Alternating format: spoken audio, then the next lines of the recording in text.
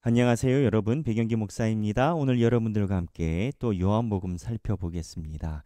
5장 1에서부터 18절 보겠습니다. 5장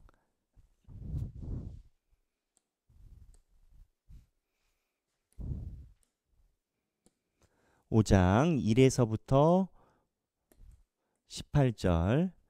자, 38년 병자 이야기입니다. 지난 주일, 그러니까 2024년 1월 마지막 주일 날 설교 때 요한복음에서 이 설교를 한 적이 있습니다. 24년 1월 마지막 주일 1월 28일로 기억하는데, 그때 제가 설교했었던 내용이 사실은 앞에 일부에 해당되는 내용만 설교를 한 겁니다. 이 38년 된 병자는 두 개의 레이어, 층을 가지고 있습니다. 첫 번째를 이야기를 하면 지난주에 제가 설교한 내용의 층, 그거에 대한 검토를 해보면 이렇습니다. 일부 38년 된 병자 있는데요. 이 병자가 결국 원인이 뭡니까? 혈기 마른 자예요. 혈기 마른 자. 안진뱅이 병자로 추정을 하지만 정확한 명칭은 성경에 나오지 않습니다. 그래서 제가 보는 견지는 혈기 마른 자라는 표현이 정확한 거고, 그 이유가 여러 가지 병에 해당된다라는 겁니다.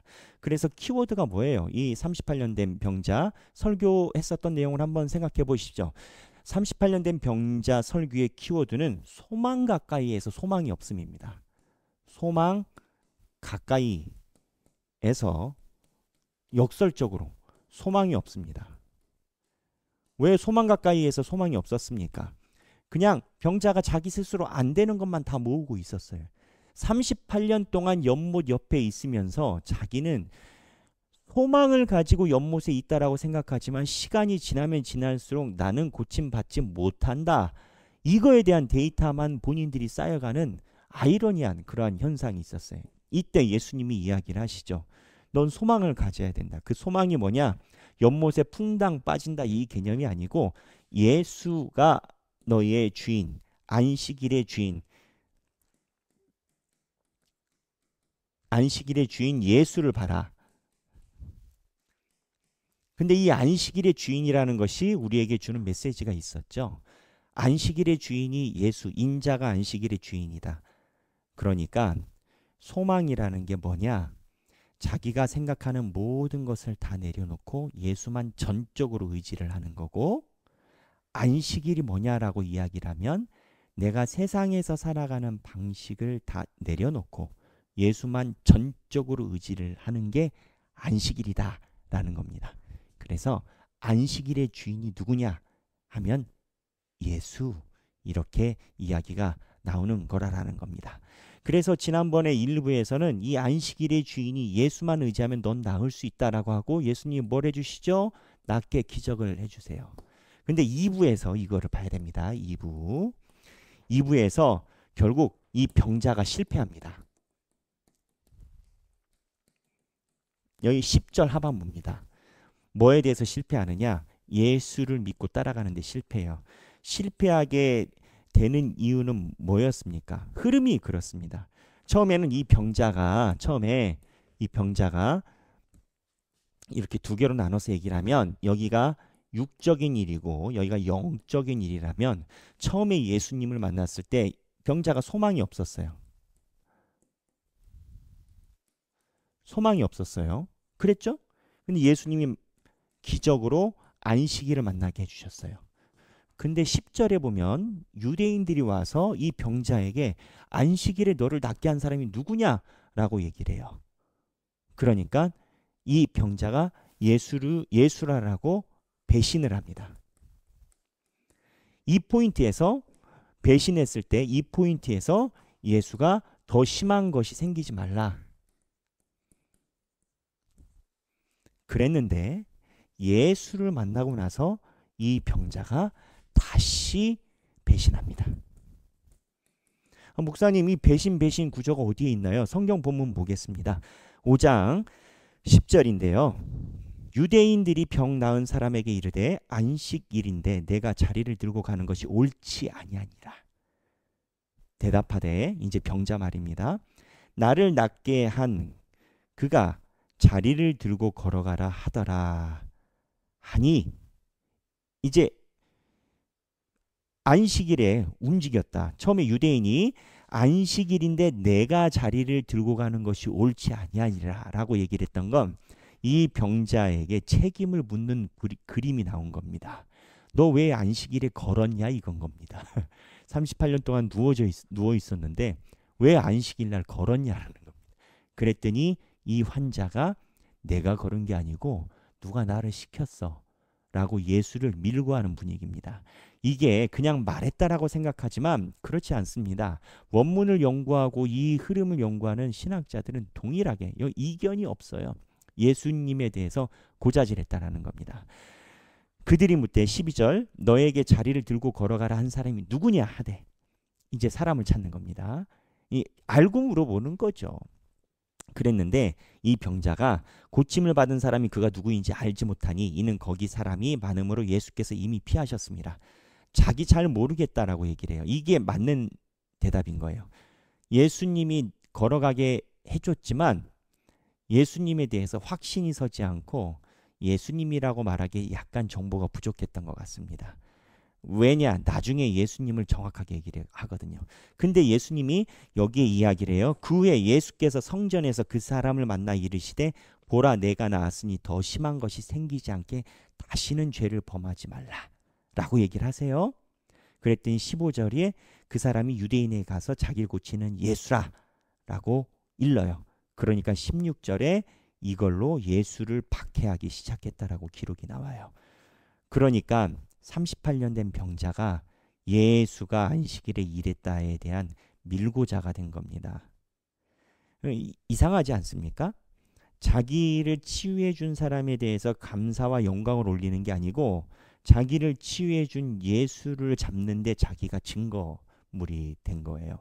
자, 그렇다면 여기서 예수님이 더 심한 것이 생기지 않게 다시는 죄를 범하지 말라 하시니 이 말은 무슨 뜻일까요? 위치가 어디입니까? 더 심한 것이. 위치가 여기입니다. 소망 없음을 예수님이 기적을 갖게 하시고 그리고 다시 배신했단 말이에요. 그리고 예수님이 만나서 심한 것이 없도록 하라 했는데 다시 배신해요. 이 더 심한 것은 무엇을 이야기를 할까요? 예전 주회에 보면은 우리가 죄로 인해서 병이 생겼다 이러한 주회들이 많이 있어요. 그러니까 사람들이 환자나 장애가 있는 건 이유가 있다라는 거예요. 돌연히 저는 그 해석이 온당치 않다라고 생각합니다. 그리고 저뿐만 아니라 많은 현대 신학자들이 그러한 해석이 하나님의 뜻이 아니다라고 보고 있습니다. 왜냐하면 이렇게 보면 장애인들이나 몸이 불편한 사람들은 천벌받았다라는 거예요. 아니지 않습니까, 여러분? 그렇게 하나님이 사람들에게 그렇게 하시지는 않죠. 그런데 그렇다라고 모든 것이 없느냐? 그거는 또 아니에요. 이 구조에 보면은 더 심한 것이 생기지 않도록 하라 한 이유는요. 지금 예수 그리스도를 만나서 기적을 경험했는데 다시 땅의 것을 보면 더 심한 것이 생긴다라는 거예요. 그 더 심한 것이 뭐겠습니까? 육체적인 걸 이야기를 할까요? 그건 너무 간단합니다. 여기서 이야기를 하는 건 더 심한 것이 무엇이냐? 바로 영벌입니다. 예수 그리스도를 믿고 기적의 삶을 살아가면 영생을 얻습니다. 더 심한 것은 하나님이 주신 능력과 축복을 경험해놓고 하나님을 배반하는 일입니다. 그래서 영생과 영벌입니다. 특징이 뭐냐? 더 심한 것은 하나님이 부르심과 하나님이 성령의 부어주심을 이미 경험을 했는데 땅의 것을 바라보는 겁니다. 이렇게 보면 하나님께서 나를 부르셨다라는 소명을 가진 사람들이 거기서 끝나는 게 아니고요. 땅의 눈으로 살아가게 되면 더 심한 것이 생길 수 있다는 겁니다. 이 본문은 어떠한 구조를 이야기를 하냐면 예수 믿고 예수님의 능력을 경험한 후에 예수님의 길을 따르지 않고 땅의 길을 선택하는 사람들을 향한 메시지인 겁니다. 더 심한 것은 이 땅에서 이야기하는 게 아니라 낙오되고 버려진다는 겁니다. 기적을 체험함이 영생을 꼭 약속하지 않습니다. 지금 이 38년 된 병자는요, 우리가 많이 묵상을 해봐야 되는 게 기적을 본인 몸에 가지고 있어요. 그런데 믿음을 그렇게 살지 않아요. 하나님이 우리 삶의 기적을 어쩌면 이미 많이 배워놓으셨을 수도 있어요. 아니, 배워놓으셨어요. 기적이 없고 하나님의 부르심이 없으면 이 시간대에 BT를 말씀 훈련을 받는 사람은 없기 때문입니다. 뭐 제가 유명한 강사를 해도 됩니까? 제가 대단한 여러분들에게 뾰족한 뭐가 있기라도 합니까?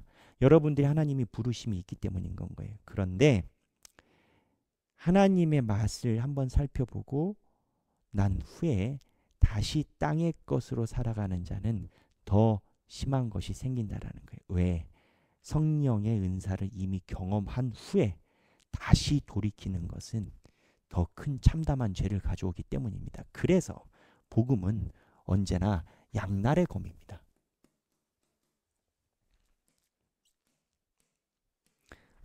복음은 양날의 검입니다.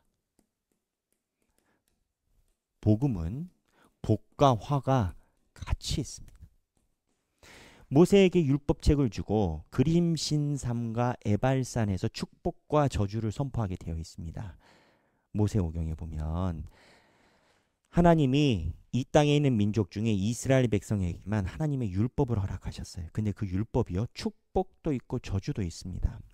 왜 하나님의 율법을 받은 자가 축복과 저주가 같이 있냐? 하나님이 뜻을 알려주셨기 때문에 살아가면 복이 오지만 그 뜻을 거스리면 화가 올 수밖에 없습니다. 이미 내가 가지고 있고 하나님이 주신 복이 모든 걸 가르게 돼 있어요. 중간이 있냐? 중간 없어요. 중간은 화로 들어가요. 빌라도가 중간 타려고 얼마나 노력했습니까? 그런데 빌라도를 지금까지도 본디오 빌라도에게 고난을 받으사 십자가에 못 박혀 죽으시고, 우린 아직도 빌라도를 하나님 말씀에 의거해서 저주하고 있어요. 그래서 복과 화가 같이 있어요. 근데 이제 38년 된 병자가 이 구조를 가지고 있어요. 제가 1부와 2부로 나눈다라고 얘기를 했죠. 저희 메시지 설교 강단이 가지고 있는 그러한 메시지 선포의 독특성 때문에 2부까지 이야기를 하지는 못했습니다.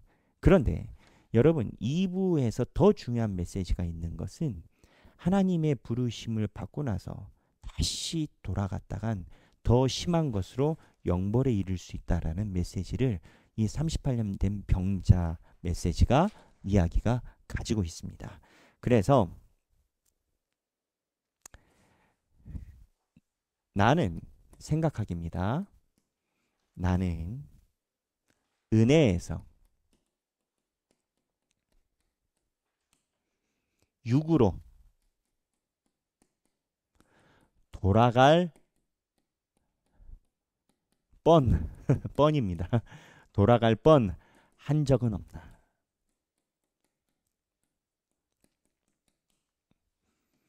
여러분들이 돌아가셔도 하나님이 능력이 있으셔서 그대로 안 놔두고 죽기 전에는 꼭 다시 잡아오실 거예요. 하지만 지금 우리가 살아가면서 지금은 아닙니다. 여러분들이 말씀을 묵상하고 훈련 받고 있으니까. 하지만 과거에 내가 은혜를 경험했는데 잠깐 돌아간 적은 없나. 그리고 지금 다시 돌아오셨으니까 돌아오셨을 때 내가 느끼는 말씀에서의 나를 비치심이 없나. 한번 생각해 보시면 좋겠습니다. 어저께 묵상한 게 뭐죠? 믿음은 나에게 충돌을 요구한다라는 겁니다. 믿음은 나에게 나를 들이댑니다. 칼에 나를 들이댑니다. 충돌을 요구하는데 오늘 38년 된 병자에서 기적을 경험하고 돌아간 병자 이야기를 다루고 있습니다. 한 번쯤 우리의 신앙생활을 생각해보는 여러분이 되시면 좋겠습니다. 칼빈의 매일 묵상은 오늘 24번입니다. 여호와의 이름을 부르라. 하나님께서 보호해 주시기를 기도하라. 또한 누리는 안정과 구원을 감사하라. 이런 내용입니다. 여러분, 믿음은요, 성령의 선물입니다. 그래서 믿음은 강구해야 됩니다. 이렇게 38년 된 병자와 같은 믿음을 갖지 않을 방법은 물론 나의 결단도 중요하지만 나의 결단 이전에 하나님이 주시는 씨앗이 필요합니다. 그래서 우리는 우리의 믿음을 성령님께 간구해야 됩니다. 그걸 날마다 간구하시기를 바랍니다. 오늘 행복한 성경 읽기 되시기를 바랍니다. 감사합니다.